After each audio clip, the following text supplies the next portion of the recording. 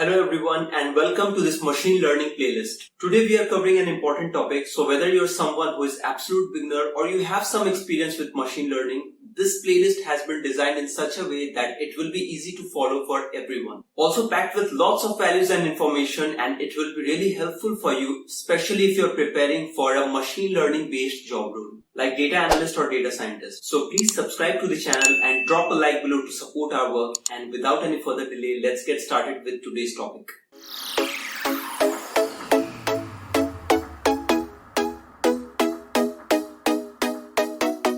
Hello and welcome to this session on loss functions. Within this lecture, we are going to cover pretty much all the loss functions that you need to know for regression and classification, both the problems, and also the ones which are really important in terms of interview as well. As you can see, we are going to cover 3 loss functions for a regression problem and 3 loss functions for classification problem as well. So let's start first with our first loss function, which is mean squared error. Mean squared error is one of the easy and intuitive loss function which is used for regression problem, and it is the formula when we are talking about one single record, and in terms of calculating the entire cost, this will be the formula. So let's try to understand with this simple example that how this calculation actually happens behind the scene. In a nutshell, all we are doing is we are taking the actual value and then we are subtracting the predicted value, then taking the whole square of it. So this data set has only 4 data points. For the first data point, the actual and predicted value is same because our straight line is crossing over the data point. So it is going to be 25, which is the actual value, minus 25, which is the predicted value, and then we will take a square of it. And since we are doing the summation for rest of the terms, I will add the other data points. So for the next data point, actual value is 45 and our prediction by the straight line is somewhere around 40. So it will be 45 minus 40 whole square. Plus for the next data point, actual value is 42 and our straight line prediction is somewhere close to 45. So it is going to be 42 minus 45. So the difference here will be negative, but since we are taking a square of it, that will be a positive number. Plus for the fourth data point, actual and predicted value is same, which is 62 minus 62 whole square, and then divided by the number of records. So it is going to be divided by 4, since we have 4 data points or 4 records within the data set. This term will be cancelled, this term will be cancelled, and it will become 5 square for this plus minus 3 whole square for this record divided by 4 equals to 25 plus 9 by 4. If I'm not wrong, it should be equals to 8.5. So this is how easy it is to calculate the loss function when we are using mean squared error. Now let's also talk around the advantages and disadvantages for this particular loss function. In fact, we are going to talk around the advantages and disadvantages of all the loss function that we are going to cover within this session, because it is something that you will be asked or expected to know when you are attempting an interview. So the first advantage is, since it comes in a quadratic equation, when plotted, it provides a global minima like this. So there is not an issue of local minimas like this one, where we will have a lot of difficulties to converge. In contrast, convergence over here becomes really easy. And another advantage is this equation is differentiable, which again helps us with the convergence.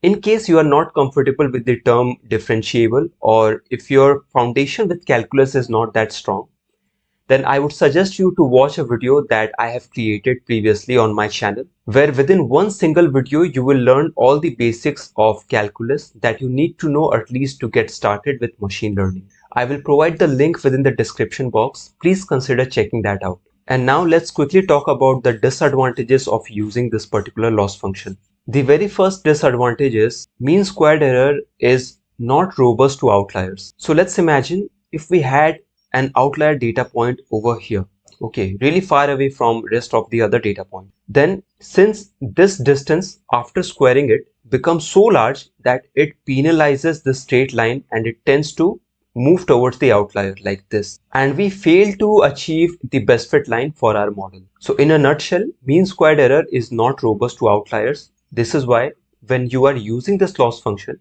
you will have to be sure around handling outliers before training the model. And also, since you are squaring the difference between each and every actual and predicted value, the unit of the target column changes. What I mean to say is, let's consider that the actual value is 45 and the unit is in terms of meters and your predicted value is 40. Then the difference should be 5 meters between the actual and predicted value. But since in case of mean squared error, we are squaring each and every difference with each and every data point, this is why the final number that we achieve as a loss function value, it will not have the same unit like over here. So in order to achieve the same unit, you will have to take the square root of it. So that was pretty much it that you need to know about mean squared error as of now.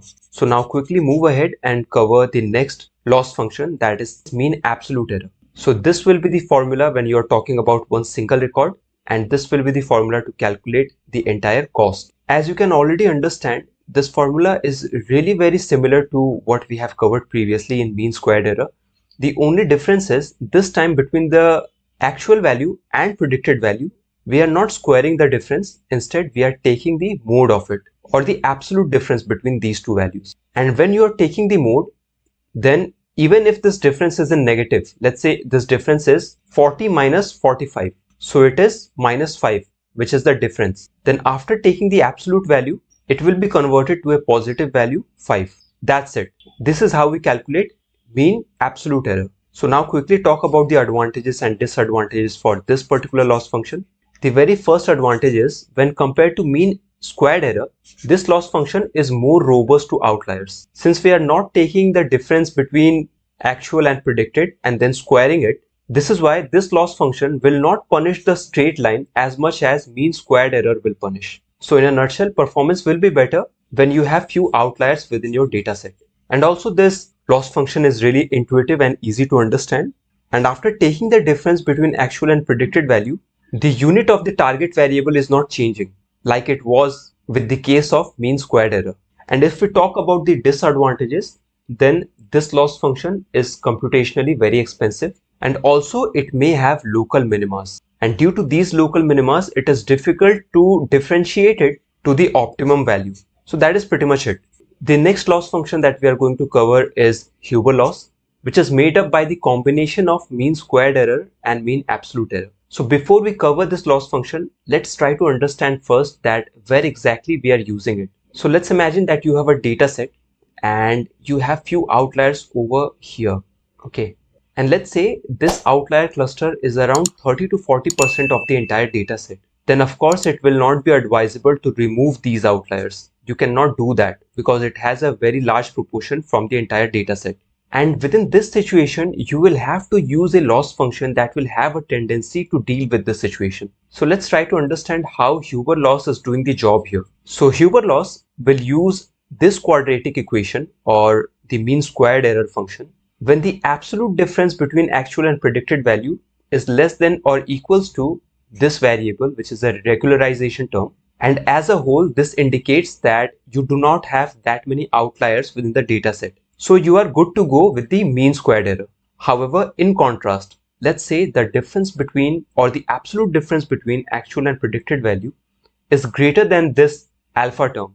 Then you will use this linear equation, which is actually very similar to mean absolute error, except this part. So as a whole, this Huber loss function works really well when you have outliers within your data set, outliers that you cannot simply avoid. And with that being said, we have covered pretty much all the three loss functions for regression problem. Now let's go ahead and cover the loss functions for a classification problem. We will start first with binary cross entropy. This is a loss function that you will use with logistic regression, especially where you are trying to classify between only two categories like 0 and 1. So keep in mind, if you have more than two categories, then you will not use binary cross entropy. Instead, you will go with other loss functions that we will cover ahead. But binary cross entropy loss function is used only in terms of classification between only two categories. So previously with linear regression, we used loss functions like mean squared error or mean absolute error. However, those loss functions cannot be used over here with case of a logistic regression. And I will tell you why.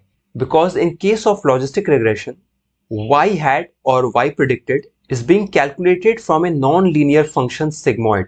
and we have covered this thing in details in the logistic regression lecture. And this sigmoid function is actually non-linear and hence comes with local minimas like this. And this situation will lead to convergence issues. Therefore, we need a new function that can provide us a global minima where the convergence can happen easily. So in a simple words, we are looking for a convex function that will not have local minima. So let's understand how binary cross entropy helps us to deal with this particular issue. So with a binary classification problem where you are trying to classify between only 2 points like 0 and 1, this will be the loss function where the actual class is 0, and this will be the loss function if the actual class is 1. If you combine these two loss functions, then you will get this formula. So let's understand the same in more details. Let's say that you are using this formula and you are trying to make a prediction where the actual class is 0. And since the value of y is 0 here, this entire term becomes 0 and your loss function becomes minus 1 minus 0 multiplied by log 1 minus y hat equals to minus log 1 minus y hat. Exactly the same thing that we have here. Let's try to do the same thing when the actual class is 1. So when you are trying to make a prediction where the actual class is 1, which means the value of y is equals to 1, and you are trying to predict the value of y hat, this term becomes 0 because 1 minus 1 is equals to 0. And this is why this entire term will be nullified and we will be left behind with minus y, which is 1, multiplied by log y hat equals to minus log y hat. The same thing that we have here. So I hope that now your idea is clear around how this entire loss function is being derived by combining these two. But when I was learning binary cross entropy for the first time, I was very confused due to the same problem that we discussed earlier, that this sigmoid function is a non-linear formula that comes up with the situation of local minimas like this. And all we were looking for was a convex function that can give us a global minima. Then how exactly these two formulas are solving the situation here? So I will not leave you with the same confusion here. I will try to explain this particular thing to you.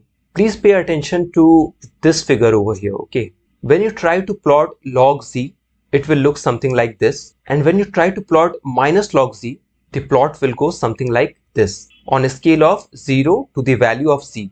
And since we are trying to classify between two classes like 0 or 1, so the probability value will also range between 0 or 1. We can have a probability value of, let's say, 0.13 or maybe a probability value of 0.75. This being lesser than the threshold of 0.5, so it indicates we should go with class 0.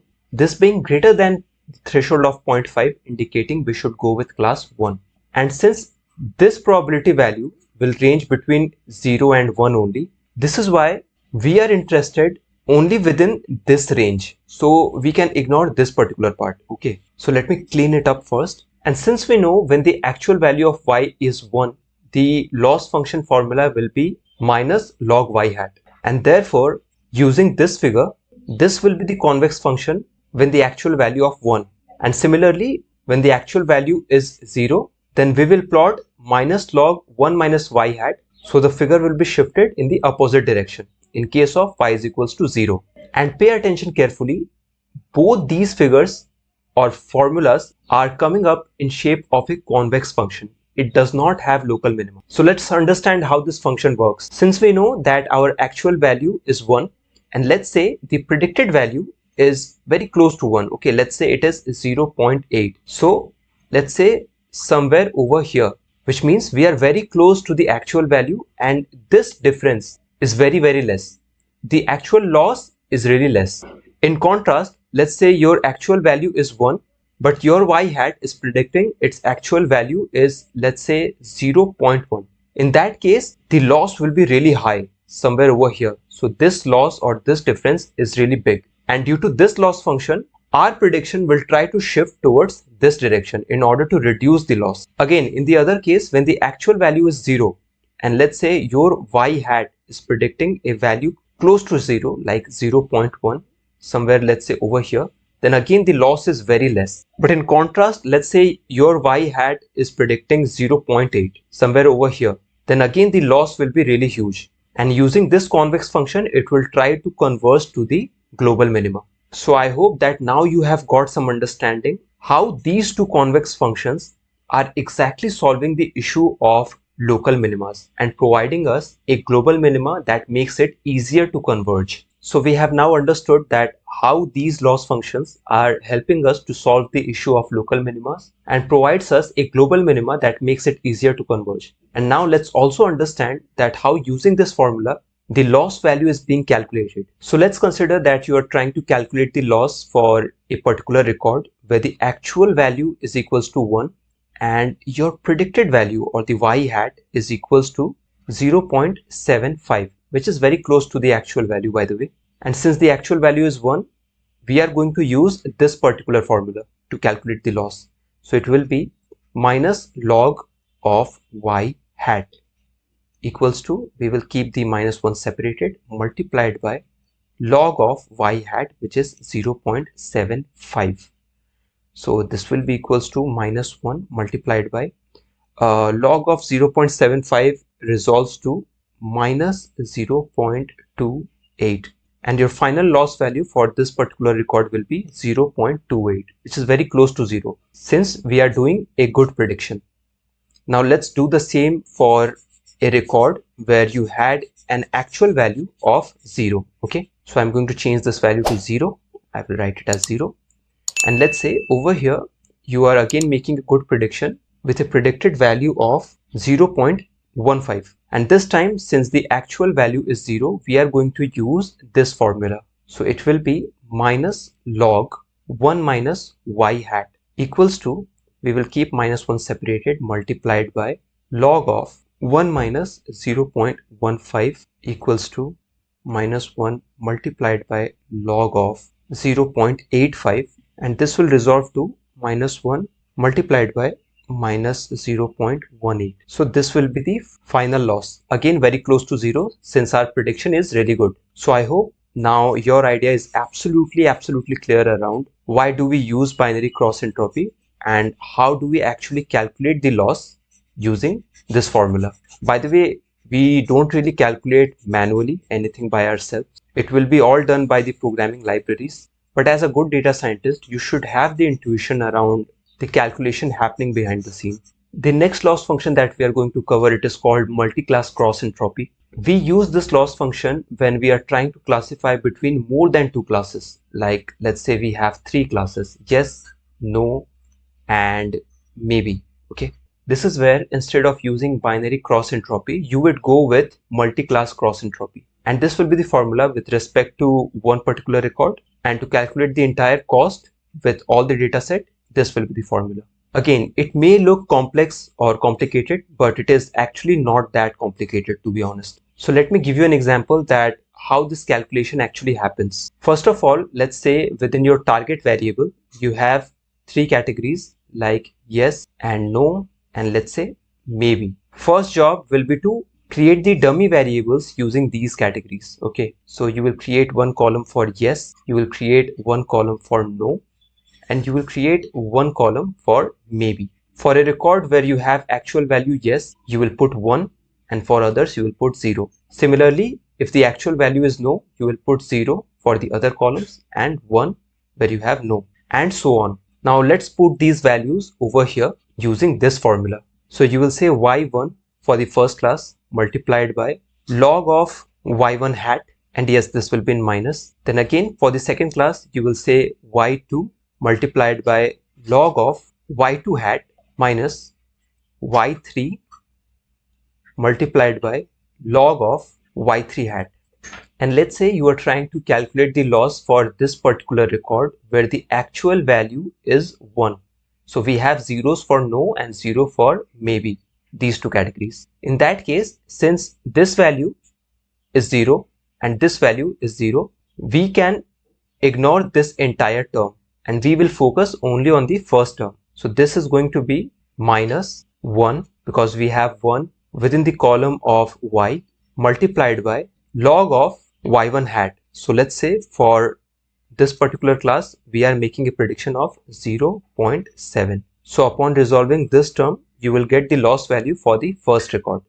This is how easy it is to calculate loss in terms of multi-class cross entropy. One more thing I want to add over here. In case you are familiar with the basics of neural network, otherwise you can simply ignore this part, that within the final layer of your neural network, you will have to use the activation function as softmax. So let's consider a small and easy neural network like this. So first of all, within the final layer, you will need to have 3 neurons because you are trying to classify between 3 categories. Secondly, the activation function that you are using over here should be softmax. Now I understand that within my channel, I have not touched the topic of deep learning or neural network architecture, and I have also not covered the topic of activation functions as well. But I will cover all these things very soon on my channel. So for the time being, if you are not familiar with the foundation of deep learning, you can ignore this part. We will cover this thing in details later on. And with that being said, let's move towards the next loss function, which is sparse categorical entropy. Now let me tell you one thing, that this particular loss function is absolutely similar to what we have seen in multi-class cross entropy. Absolutely same to whatever we have covered over here. But still there is only one difference that we need to understand when we are talking about sparse categorical entropy when compared to multi-class cross entropy. And the difference is with the method of how we are encoding the target variable. So previously when we were covering multi-class cross entropy, what we simply did was we took the categorical variable and we created dummy variables using it. However, when you are working with sparse categorical entropy, and let's say you have 3 categories to classify between, first is yes, second is no, and third is maybe, then instead of creating dummy variable columns for these 3, what you will actually do is you will number encode these categories. So instead of yes, you will put 1, instead of no, you will put 2, and instead of maybe, you will put 3. And the entire formula remains the same, exactly the way we have covered within multi-class cross entropy. So again, let me demonstrate. I will put the same formula here below. So I'm saying y1 multiplied by log of y1, it is for the first class. Okay, I'll put a minus here, minus y2 multiplied by log of y2, and this will be y hat actually here and here, again minus y3 multiplied by log of y3 hat. Okay, and then let's say you are trying to calculate the loss for a given record where the actual value is 1. In that case, sparse categorical entropy will focus on only this part and it will ignore these two. That's it. This is the only difference. So unlike multi-class cross entropy, sparse categorical entropy is not creating this new matrix with 3 new dummy columns. And this is something that makes sparse categorical entropy faster than multi-class cross entropy. So you might have a question in mind that since both the loss function are pretty much equivalent with each other, and there is only one single difference, the way we are encoding the target variable. So among these two, which one you should choose? So one very simple approach should be that when you have too many categories to classify between, okay, let's say that you have 8, 10, 15 or 20 categories and you are trying to classify between all these categories, then you should go with sparse categorical entropy because that performs faster compared to multi-class cross entropy. Otherwise, if you are trying to classify between only 3 or 5 categories, you can simply pick multi-class cross entropy. Before recording this lecture, I was slightly confused that is it the only difference between these two loss functions? So for confirmation, I asked the same question to ChatGPT, and even ChatGPT has provided me the same answer. It says that both the loss functions are different in terms of the way they handle the target label. Multi-class cross entropy labels the target variable using one hot encoding, which is represented as a vector of zeros and ones. However, sparse categorical entropy labels the target using integer values instead of using one hot encoding. For example, if you have only 3 classes like A, B and C, the integer value for B would be 1 and only that value will be considered. That's it. So if the target labels are in one hot encoding format, you can go with multi-class cross entropy. Otherwise, If they are in integer format, you can use sparse categorical cross entropy. That's it. And with that being said, we have covered all the loss functions within this session. I hope that you found this lecture useful. We have covered pretty much everything that you need to know at this point of time. And all this should be sufficient for your interview preparation as well. If you found this useful, please consider showing your support by dropping a like below. Consider subscribing to the channel because we keep on coming up with such kind of tutorials. Also consider pressing the bell icon. You will get notified every time we are uploading a new lecture. And that was it. Thank you very much for watching till the end. You have a nice day ahead.